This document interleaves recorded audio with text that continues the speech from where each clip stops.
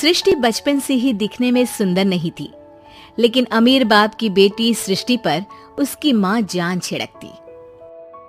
मेरी बेटी कितनी प्यारी है, भगवान सबको सृष्टि जैसी बेटी दे। सृष्टि धीरे धीरे बड़ी होती है। एक दिन सृष्टि की सहेली कहती है, तू दिखने में कितनी अजीब सी है, लेकिन मैं जानती हूँ हम सब में सबसे अच्छी शादी तो तेरी ही होगी। तेरे पापा अमीर जो है। और बता नहीं सकते यार, दहेज तो हर कोई देता है, ये क्या ज्यादा ले जाएगी अपने पति के लिए? अरे बड़े शहर में कोठी है इसके पापा की। अरे पापा की है ना, कौन सी इसकी है? इसकी होती तब तो कोई भी लड़का इससे शादी कर लेता। अरे पापा की मतलब पापा की है तो मेरी ही है ना? किसने कहा? अब तेरी तो तब होगी ना जब तेरा भाई ना हो। वैसे भी शादी के बाद सारी प्रॉपर्टी भाई के नाम होती है। सृष्टि समझ जाती है कि उसे किसी भी हालत में माँ बाप की सारी प्रॉपर्टी को अपने नाम करना है, लेकिन कैसे? एक दिन सृष्टि का भाई शीनू कहता है, बहन क्या कर रही है? तुझसे एक बात करनी है। अरे हाँ करना, मैं तो तेरी बहन हूँ। बहन मेरी लाइफ में ना एक लड़की है, बहुत अच्छी है। मैं सोच रहा हूँ माँ और पापा से बात करूँ शादी के लिए। सृष्टि को समझ में आ जाता है कि भाई की शादी होते ही भाभी उसे एक दिन भी घर में बर्दाश्त नहीं करेगी। क्या बात है भाई, बताना कौन है वो? यार वो बहुत अच्छी लड़की है, पढ़ी लिखी है, मेरे साथ जॉब भी करती है। बस एक प्रॉब्लम है। प्रॉब्लम? क्या प्रॉब्लम है भाई? यार वो शादीशुदा है, लेकिन उसके पति ने उसे सिर्फ इसलिए छोड़ दिया क्योंकि उसके माँ बाप दहेज नहीं दे पाए। सृष्टि ये सुनकर न जाने क्यों खुश हो जाती है। अरे भाई तो क्या हुआ, लड़की तुझे तो पसंद है ना? शीनू को लगता है कि बहन उसे समझ रही है। वो इस बात से अनजान होता है कि उसकी बहन की मंशा पूरा घर हड़पने की है। सृष्टि अपनी माँ से कहती है, मम्मी मुझे तो बहुत चिंता है, पता है शीनू क्या कर रहा है? अरे क्या कर रहा है? वो तो काम पर जाता है और वापस घर आता है। नहीं ना माँ, वो यही तो नहीं कर रहा, बाकी सब कर रहा है। आपको पता है उससे प्यार है, और वो भी एक शादीशुदा लड़की से। ये क्या हो गया? मैं सोसाइटी में क्या मुंह दिखाऊंगी? अरे तेरे पापा तो यही कहेंगे कि मैंने ही उसे बिगाड़ दिया है। माँ देखो, मेरी बात मानो, पापा पर भी विश्वास करने की जरूरत नहीं है।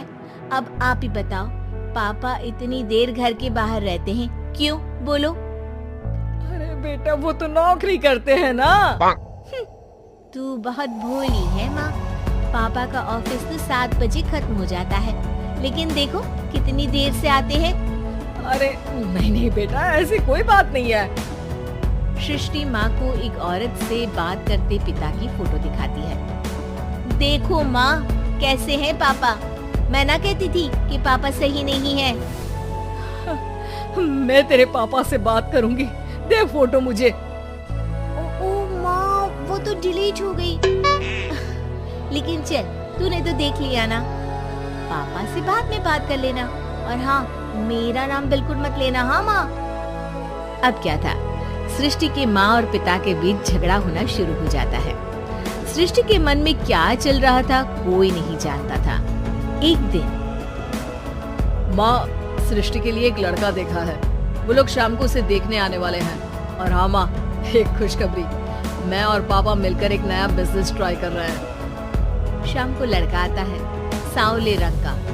सृष्टि को तो बिल्कुल भी पसंद नहीं आता।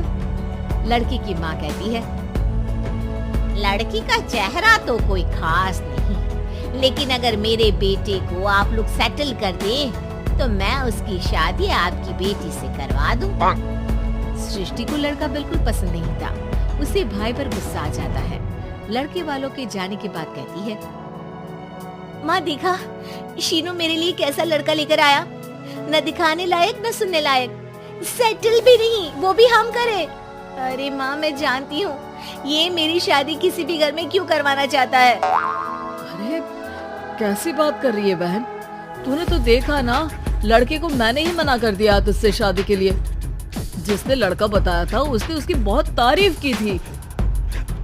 बात आई गई हो जाती है, लेकिन सृष्टि का मन शांत नहीं होता। क्या करूं, कुछ समझ में नहीं आ रहा। मेरी शादी हो गई तो ये लोग पूरी प्रॉपर्टी शीनू के नाम कर देंगे। मेरे हाथ तो कुछ लगेगा ही नहीं। तभी सृष्टि को आइडिया आता है। वो किसी वकील को फोन करती है। जी देखिए, अगर आपके मम्मी पापा का तलाक हो जाता है तो आपके पिता की आधी प्रॉपर्टी आपकी माँ के नाम हो जाएगी, फिर उसे वो किसी को भी दे सकती है। सृष्टि अब माँ को बेटे के खिलाफ भरती है। माँ, शीनू पर नजर रखा करो। वो जिस लड़की के प्यार में है ना, वो शादीशुदा है। यहाँ आएगी, सारा पैसा, रुपया, जमीन, जायदाद सब हड़प लेगी। पापा का भी हाल तुमसे छुपा नहीं है। ऐसा ना हो कि मैं और आप एक दिन सड़क पर भीख मांगे। हे भगवान, मैं तो जीते जी मर जाऊंगी अगर ऐसा हो गया तो। ऐसा हो गया नहीं माँ, ऐसा ही होगा। अभी समय है, आगे का सोच लो। मैं तो कहती हूँ पापा से आधी प्रॉपर्टी लेकर अलग हो जाओ। पापा की आधी प्रॉपर्टी भी हम लोगों को अगर मिल जाती है ना, तो अगले 7 जन्म सफल समझो। बेचारी माँ बेटी के कहने पर पति से तलाक लेकर अलग हो जाती है।